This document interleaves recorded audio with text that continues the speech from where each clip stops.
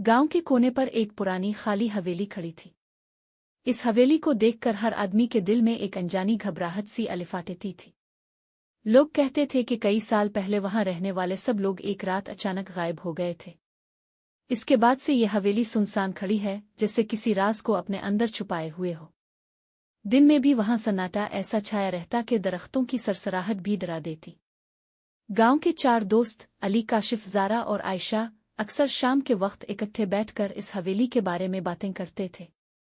काशिफ सबसे ज्यादा बहादुर दिखाता था और कहता, ये सब कहानियां फजूल हैं, अंदर कुछ नहीं है, बस टूटी फूटी दीवारें हैं। लेकिन ज़ारा की आंखों में खौफ की झलक साफ नजर आती थी। एक रात उन सब ने फैसला किया कि अब राज खोलना ही होगा।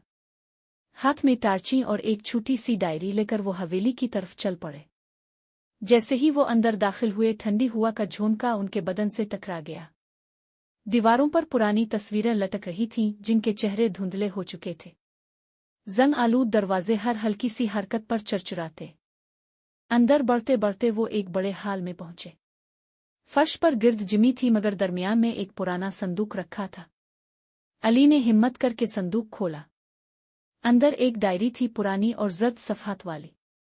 जैसे ही इसने पहली लाइन पढ़ी, सबकी सांसें रुक गईं। जो भी ये डायरी पढ़े वो जान ले कि ये हवेली बदरू के कब्जे में है। ज़रा ने घबरा कर कहा, हमें यहां से निकल जाना चाहिए। लेकिन काशिफ जिद में बोला, नहीं, सच्चाई ढूंढे बगैर नहीं जाएंगे।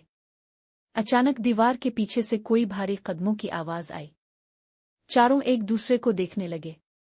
दिल की धड़कन तेज हो गई। आयशा ने कांपती हुई आवाज में कहा, यह कदम किसके हैं? यहां तो कोई रहता ही नहीं। वो कदम करीब आते गए और फिर कमरे का दरवाजा जोर से बंद हो गया। हवेली के अंदर घुप अंधेरा फैल गया। टार्ची बुझ गईं। चारों अंधेरे में फंस गए। फिर एक लम्हे बाद एक सरगोशी गूंजी, ये मेरा घर है, तुम यहां क्यों आए हो? सब दोस्त एक दूसरे से लिपट गए। काशिफ, जो हमेशा बहादुरी जताता था, अब उसकी आवाज कांप रही थी। वो बोला, कौन कौन हो तुम? अंधेरे में एक धुंधला सा साया नमूदार हुआ। वो एक औरत का साया था, लंबे बाल, सफेद लिबास और आंखें जो सुर्ख अंगारों की तरह चमक रही थीं। जिमे कहा, मैं इस हवेली की बेटी हूं। जिस रात सब गायब हुए, इस रात मेरा खून बहाया गया था। तब से मेरी रूह यहां कैद है। चारों दोस्त खौफ से कांप गए। रूह ने कहा, जो ये डायरी ले गया, इसको मेरा राज भी अपने साथ ले जाना होगा।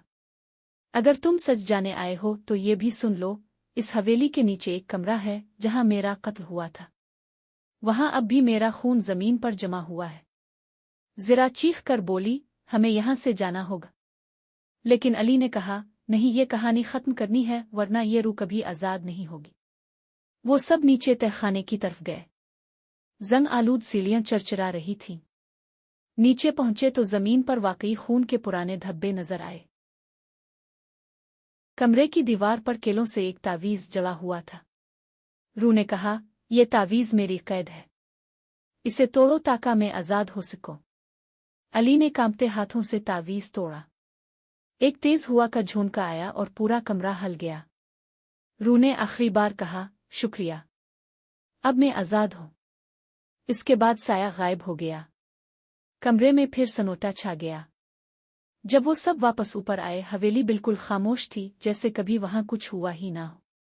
मगर इस रात के बाद गांव के लोग कहते थे कि अब वो हवेली खौफनाक नहीं रही। वहां कोई साया नहीं, कोई सरगोशी नहीं। लेकिन अली, काशिफ, ज़ारा और आयशा जानते थे कि वो रात उनकी जिंदगी की सबसे बड़ी मुहिम थी, और वो राज हमेशा उनके दिल में जिंदा रहेगा।